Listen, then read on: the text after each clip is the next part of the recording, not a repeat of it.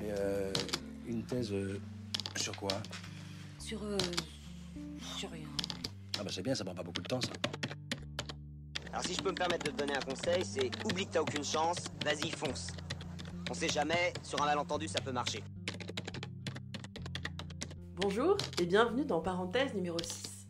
Après le burn-out et les problèmes d'argent, on aborde les autres raisons de déprimer pendant la thèse. L'angoisse de la page blanche et celle de la pression du temps de rédaction. Être doctorant, c'est rester coincé dans les limbes de la vie étudiante. Surtout quand ça dure.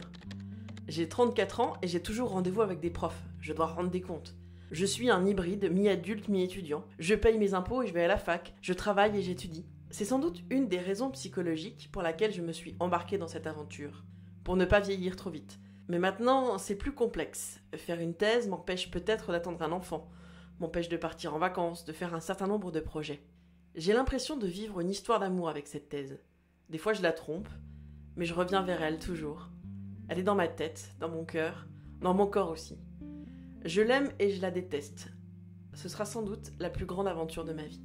Mais bon, comme elle est là, il faut bien l'écrire cette thèse. Et dans mon cas, c'est terriblement difficile. Je suis hantée par l'angoisse de ne jamais arriver à écrire. L'angoisse d'avoir choisi le mauvais sujet, de ne pas apporter beaucoup à la science. L'angoisse de se confronter à plus grand et à meilleur que soi. Ma motivation n'est jamais régulière. Il y a des grandes phases de tunnel. Des heures de souffrance devant le clavier à lire ou à relire encore et toujours la même phrase, le même article, jusqu'à ce qu'il perde tout son sens. Et le pire, c'est que c'est normal, que c'est comme ça, et qu'il faut tenir, parce qu'on sait jamais à quel moment le voile va se lever. Attention, je pense pas qu'on reçoive sa thèse comme on a une épiphanie. C'est d'abord et avant tout du travail. Mais il y a des avancées fulgurantes et des retombées tout aussi rapides. C'est ces montagnes russes qui sont épuisantes. Je sais qu'une bonne thèse, c'est une bonne thèse finie. Je ne vais sans doute pas faire une thèse brillante, peut-être même pas une bonne thèse, mais je vais la finir. En larmes sans doute, mais je vais la finir. Ouais, j'essaye de m'auto-convaincre. Il y a un article qui s'intitule « La solitude du thésard de fond ». C'est là que je suis, dans le dur, dans l'ingrat, dans le doute. Mais ça fait sans doute partie de l'exercice. En plus de l'angoisse de la page blanche, il y a la durée. Je vais rentrer dans ma 8e année de thèse. Normalement, si j'en crois le ministère, c'est vraiment pas bien. Du coup, j'imagine toujours un chef de cabinet du ministère de l'enseignement supérieur en train de me fouetter. La norme, c'est 3 ans, jusqu'à 6 possibles en cas de travail salarié. Mais heureusement, un article du Figaro, profitez-en, je suis rarement d'accord avec le Figaro, vient me remonter le moral en m'annonçant une moyenne à 8 ans et demi de thèse dans sciences humaines. Ça permet de relativiser. Pour veiller sur nous et nous mettre des petits coups de pression réguliers, l'université a inventé le comité de suivi de thèse. Bon, j'avoue, jusque-là j'avais bien géré les esquives de ninja et j'avais jamais eu à en faire un. Mais là, en juin, je reçois un mail rouge et gras de l'école doctorale. Alerte maximum. En général, on ne peut pas esquiver un mail en rouge et en gras. Là, je ne pouvais plus reculer. Il fallait rédiger un rapport d'avancement. Alors dans mon cas, pour cette année, j'ai décidé de ne pas mentir. J'ai surtout écrit que j'avais fait un burn-out. Après le rapport, il faut prendre rendez-vous avec le comité de suivi de thèse. Et là, coup de bol exceptionnel, l'école doctorale a décidé qu'on puisse le faire par Skype. Je me voyais moyennement faire 5 heures de train pour 15 minutes d'entretien. La condition sine qua non pour cet entretien par Skype, c'est 3 rendez-vous téléphoniques avec le technicien pour tester la connexion. En même temps, heureusement, parce que je me souvenais pas que mon PC de boulot n'avait ni carte son ni webcam. Donc, après ces épreuves techniques, vient le jour tant redouté de l'entretien. Évidemment, la connexion ne marche pas et je me retrouve au téléphone avec 6 ou 7 chercheurs que je connais pas.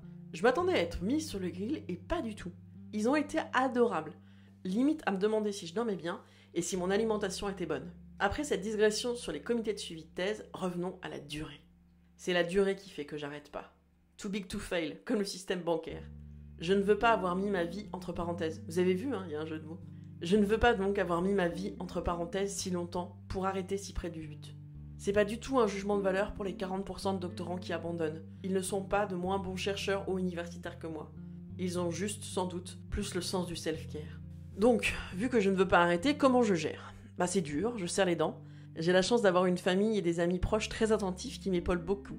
Je recueille aussi les conseils de ma coach, qui n'a pas fait de thèse, mais qui en a fait accoucher plusieurs. Donc maintenant, je me fixe des plages horaires de travail, et quand elles sont finies, elles sont finies. Je prends une pause de 15 minutes toutes les 2 heures de rédaction, et puis surtout, j'essaye d'arrêter de penser que j'écris une thèse.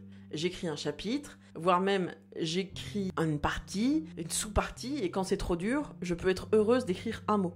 Quand j'écris, j'essaye, mais alors là c'est très dur, de me détacher de mon téléphone et de mes notifs. Et puis surtout, j'arrête de culpabiliser. Ce n'est pas parce que je suis en retard dans la rédaction de ma thèse que je dois prendre sur mon temps de sommeil, sur mon temps de loisir. Faire une thèse, ça ne veut pas dire ne pas avoir de vacances. Ça ne veut pas dire arrêter toute vie sociale ou de loisirs. Et puis aussi, mon petit truc à moi, c'est de me consacrer à des choses que je vois avancer, qui ont un début et une fin. Dans mon cas, c'est la broderie et le podcast, mais libre à vous de trouver ce qui vous plaît. Depuis quelques mois, j'ai repris le travail sereinement. Je consacre 8 à 10 heures par semaine à ma thèse, et quand elles sont finies, je n'y pense plus. J'essaye de ne plus les avoir dans la tête 24 heures sur 24. De savoir précisément quand je vais devoir m'arrêter m'aide énormément à être plus efficace. Je pense qu'on a chacun nos astuces. N'hésitez pas à les partager sur le Twitter de Parenthèse, @parenthèse. Un des trucs qui m'a bien aidé aussi, c'est de voir et de revoir la vidéo qui s'intitule « Assieds-toi et écris ta thèse » de Madame Belleville. Elle est disponible sur YouTube et je vous mets le lien dans la description. Dans le prochain numéro de Parenthèse, le numéro 7, on se rapprochera de mon sujet d'étude. Je vous présenterai Jean Colombe, son atelier et quelques-uns des manuscrits qu'il a produits. En attendant, je vous propose d'écouter les autres productions de notre label, Podcut, et de l'aider sur notre Patreon. Je vous invite à continuer à me prêter vos oreilles pour suivre ce journal intime d'écriture et de thèse. À tout bientôt!